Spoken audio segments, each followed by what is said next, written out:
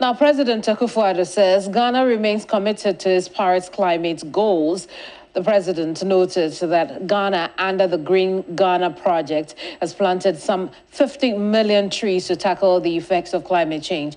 He was addressing the ongoing UN Climate Change Conference in Baku, the capital of Azerbaijan. In 2021, Ghana submitted updated nationally determined contributions to the United Nations, encompassing 47 programs to mitigate and adapt to climate impacts. Our goal is to cut emissions by 64 million metric tons by 2030, demanding investments between 10 and 15 billion United States dollars. Despite financial and technical hurdles, we're determined to meet the Paris Agreement's goals across agriculture, transport, forestry, energy, and other sectors. We have made strides. The Green Ghana project has planted 50 million trees, and forest restoration efforts have covered 721,000 hectares since 2017 when I came to office. 13 mitigation actions have cut annual greenhouse gas emissions by 43% since 2021. Ghana's national electric vehicle policy, backed by tax incentives, promotes sustainable mobility, and our energy transition framework steers us towards a green future. Through Article 6 of the Paris Agreement, Ghana has mobilized 800 million United States dollars by trading carbon credits with nations like Switzerland and Sweden. However, we cannot reach our climate goals alone. We call on our global partners to honor their commitments, ensuring accessible concessional financing for sustainable development in Africa without unsustainable debt. Let's have a conversation on the back of that. Awula Serwah is National Coordinator of Eco-Conscious Citizens. We can now speak to her on this subject. So, Awula, good afternoon to you. You heard President Akufo-Addo about Ghana's progress in dealing with the impact of climate change on the country. I want to hear your thoughts. What do you think?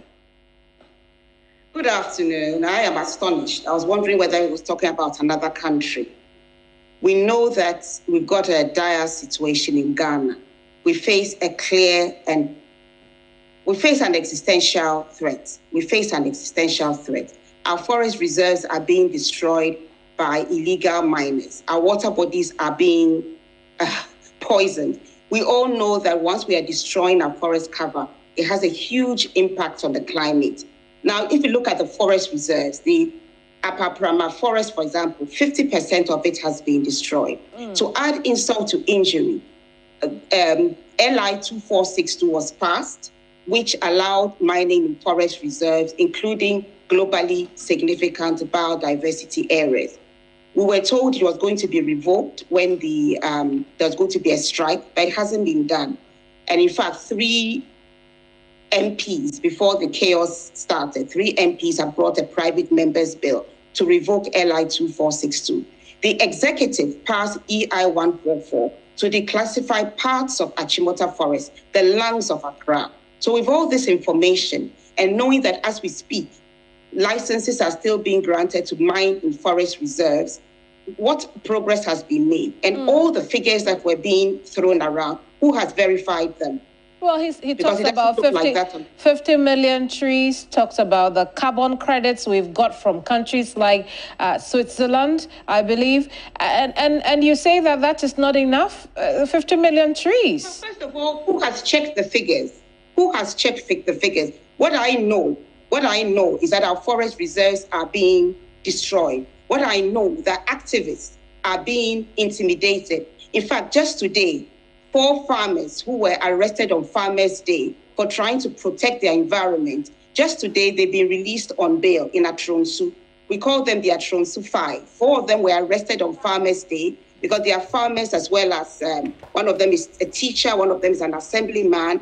They were trying to protect their environment, and the police arrested them for allegedly destroying an excavator being used to poison the water bodies. They've only been released today.